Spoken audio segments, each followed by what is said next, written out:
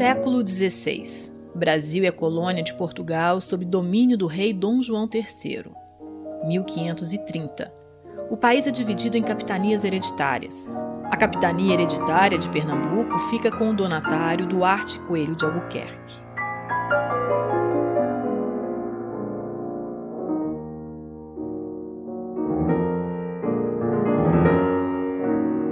Território dos índios Camarás, nação Tupi, onde era comum o arbusto florido Camará-chipê.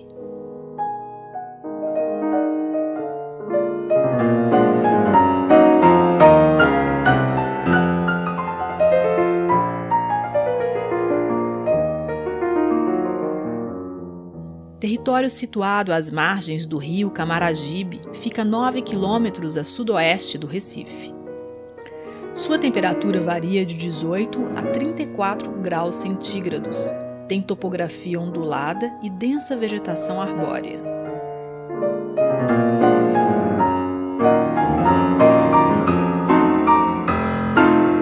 Índios Camarás. Era um grupo que desenvolvia cerâmica, já praticava a agricultura e sepultava seus mortos em urnas funerárias de barro talhado.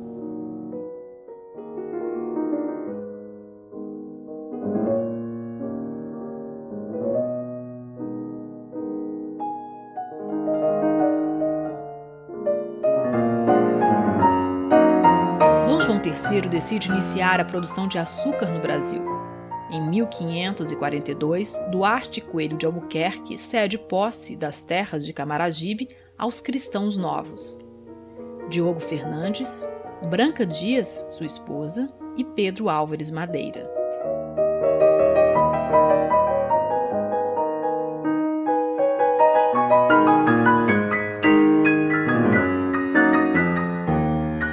Diogo Fernandes e Branca Dias eram naturais de Viana do Castelo, no Nino, em Portugal. Tiveram 8 filhos. Branca Dias veio após o marido para o Brasil em 1551, após um acordo com a Inquisição. Foi a primeira mulher na América a comandar um engenho quando viúva. Pedro Álvares Madeira veio da Ilha da Madeira. Também foi denunciado à Inquisição em 1564.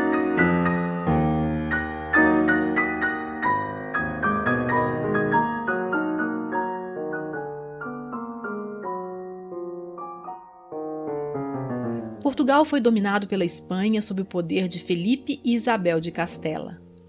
Eles orientaram a condenação de judeus na Península Ibérica, obrigando várias famílias à conversão ao cristianismo e à mudança de nomes. Tornaram-se cristãos novos, buscando escapar dos tribunais da Inquisição da Igreja Católica. Perseguidos, posteriormente fogem da Europa para o Brasil.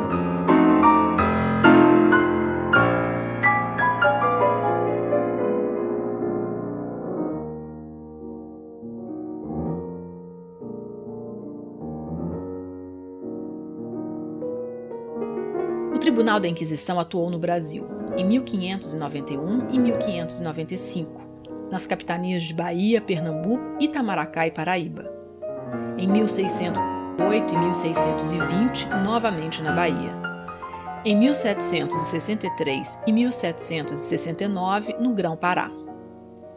A primeira visitação inquisitorial a Pernambuco registra que a Esnoga de Camaragibe era frequentada por grande parte dos criptos judeus da região, funcionando por cerca de 40 anos.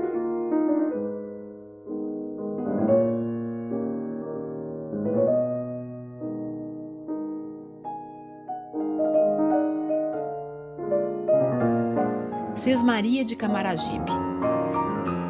Em 1563 foi definida, com 2.200 por 8.800 metros, ao longo do rio Camaragibe em direção ao interior. De lá se via a vila de Olinda.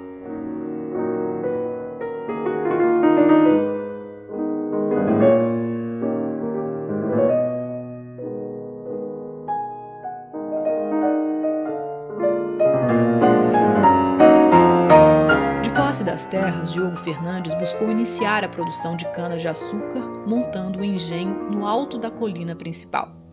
Na base da colina foi construída uma sinagoga de taipa usada para a realização dos proibidos rituais judaicos.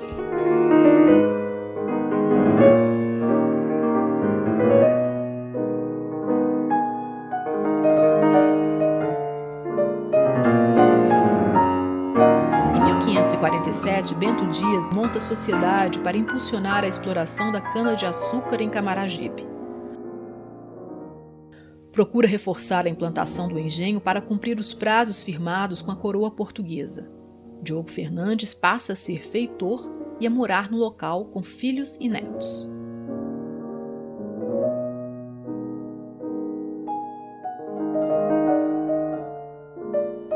Bento Dias Santiago também nasceu em Viana do Castelo, Portugal. Foi contador de dízimos reais e repassador de pau-brasil para Portugal desde 1575, na Bahia, Pernambuco e Itamaracá. Após remontar o engenho em Camaragibe, batiza-se e acrescenta em seu nome Santiago. Recebe também do governador a Sesmaria de Itamaracá, em 1584. Foi denunciado 2 vezes à Inquisição por práticas judaizantes, foi preso e morreu em Portugal. Seus ossos estão enterrados onde se localizava a pedra-mó do engenho Camaragibe.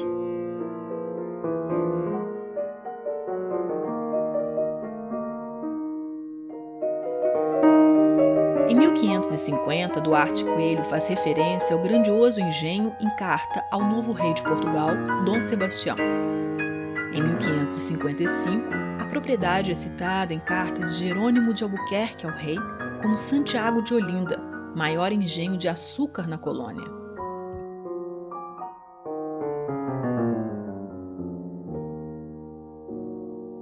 Em 1555, o engenho e parte dos canaviais foram queimados num ataque indígena.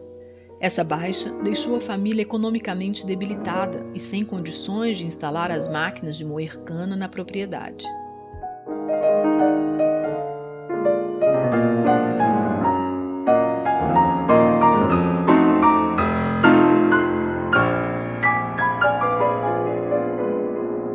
Com auxílio adquirido na coroa e mais terras, ergue-se novamente o engenho denominado agora Engenho de Santiago de Olinda. Agora, no alto da colina, a capela é reerguida em madeira e taipa para louvação de Santiago.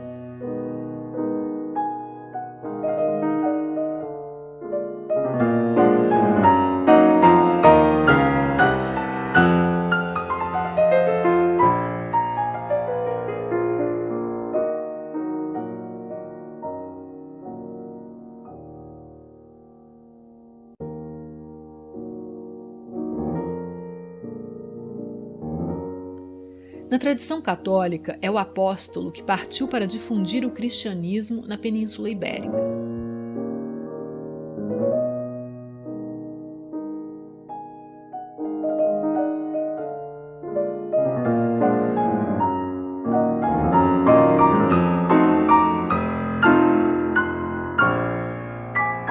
Entre 1630 e 1654, os holandeses ocuparam Pernambuco. O engenho Camaragibe foi reduto holandês como Monte Guararapes a partir de 1639. Por isso esteve destruído devido à guerra até 1717. Na luta portuguesa pela expulsão dos holandeses, uma das últimas batalhas foi travada na Campina de Camaragibe. Pela vitória, foi prometida a substituição da capela de taipa do local por uma capela de pedra. Com o final da guerra, a Capela de Pedra foi enfim construída. Sua entrada era o local em que atualmente abriga a escada, onde há portas emolduradas de massa com ogivas, sobre as quais se situava o antigo coro. Para defesa e fugas foi feito um túnel saindo por baixo do altar, que saía nas encostas do fundo do morro.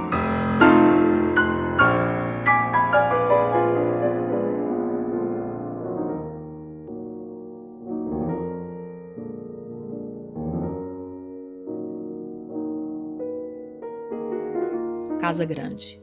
Foi construída em volta da capela, o que registrou-se ser um caso único.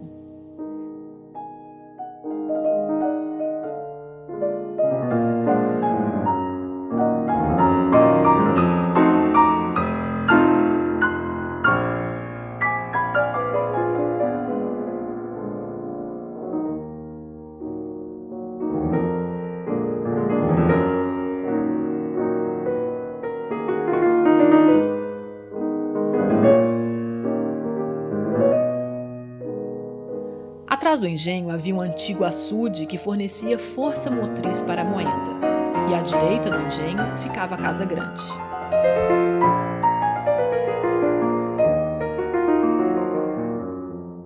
Haviam residência de lavradores, eram feitas de adobe e tijolo, e senzala de escravos à esquerda da casa e nas ladeiras do morro.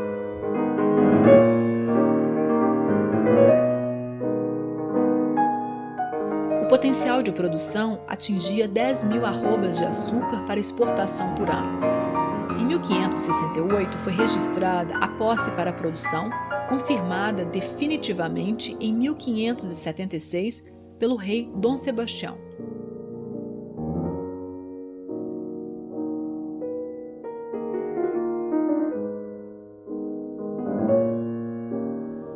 Proprietários: 1533. Diogo Fernandes e Branca Dias, sua esposa, e Pedro Álvares Madeira. Em 1542 se associam a eles o filho do casal Bento Dias de Santiago. Bento Dias herda o engenho e faz sociedade com seu tio Duarte Fernandes. Outros sócios são seguidamente integrados: Simão Vaz e familiares, e depois João Nunes, o gabai da sinagoga. Em 1601, Bento Dias e seus irmãos e filhos perdem posse dos bens por denúncia por judaísmo à Inquisição. Em 1608, o sargento-mor Damião Álvares de Teve se torna o novo donatário. Em 1645, João Fernandes Vieira compra o engenho. Em 1730, o capitão Teodósio Leitão de Vasconcelos, junto com sua esposa Brites Cavalcante de Albuquerque, adquire o engenho. Em 1732, o tenente de ordenanças João Cavalcante de Melo, cunhado do casal, herda-o junto à sua esposa Florência de Castro. Em 1766, Teresa de Jesus e o capitão-mor do Recife, Manuel Corrêa de Araújo, se tornam proprietários. Em 1817, Ana Corrêa de Araújo herda o engenho junto com seu esposo Luiz Pereira Viana, também dono dos engenhos de Bulhões e Jaboatão. Ana Teresa Corrêa de Araújo herda a propriedade junto com seu marido Pedro Francisco de Paula Cavalcante de Albuquerque, o Visconde de Camaragibe. Em 1875, Manuel Arthur de Holanda Cavalcante Albuquerque, sobrinho do casal, se torna herdeiro. Em 1884, Antônio Francisco Corrêa de Araújo e Antônia, sua esposa, adquirem um engenho. Em 1886, Antônia Corrêa de Araújo se torna única proprietária e viúva. No início dos anos 1900, Ana Lins Araújo herda-o junto a seu marido Joaquim de Almeida Amazonas. Entre 1941 e 1943, Maria Anita Amazonas herda as terras junto a seu esposo Samuel McDowell. Finalmente, em 2006, seus 8 filhos McDowell e netos herdam a propriedade.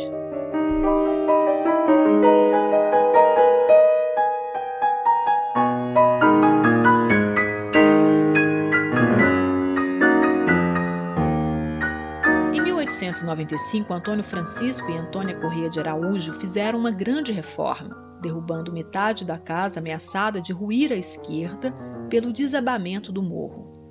A casa atual mantém 2 águas, possui 6 janelas de fachada, paredes com 65 centímetros no térreo e 40 centímetros no piso superior. Na lateral derrubada, foi feito um terraço na parte superior e um anexo na parte de fundo. A capela, com 95 centímetros de parede, permanece no interior da casa, funcionando para eventos familiares.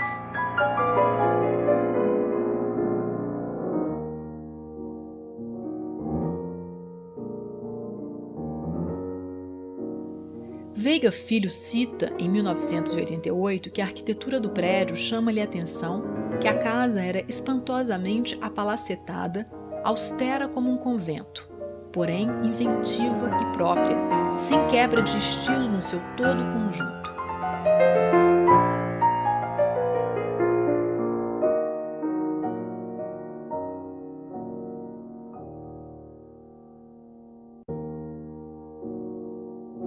Os móveis internos são do período colonial com madeira jacarandá e amarelo vinhático.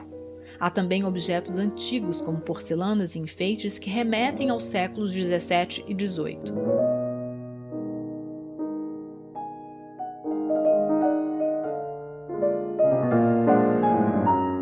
O engenho Camaragibe foi um dos mais prósperos até 1645, quando houve a guerra contra os holandeses. No século XVII, as terras de Camaragibe se integraram à expansão de Recife.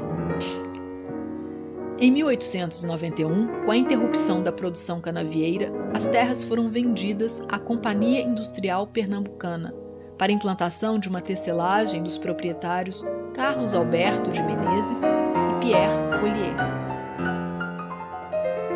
Nesta foi formada a mais antiga vila operária da América Latina.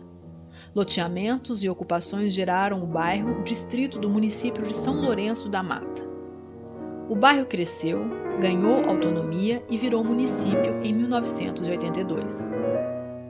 Em 2009, Camaragibe contava com mais de 150 mil habitantes em 52 quilômetros quadrados.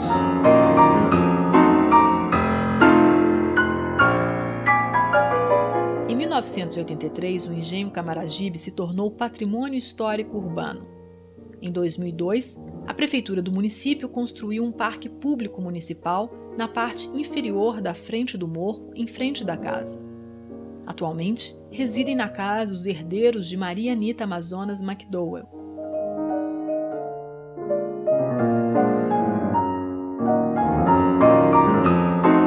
Essa longa existência histórica gerou várias lendas. A história de Branca Dias foi romanceada e mesclada com a de sua filha Beatriz e a de outra Branca Dias paraibana. De boca em boca formou-se a lenda da dona de engenho corajosa, que foi morta na fogueira da Inquisição.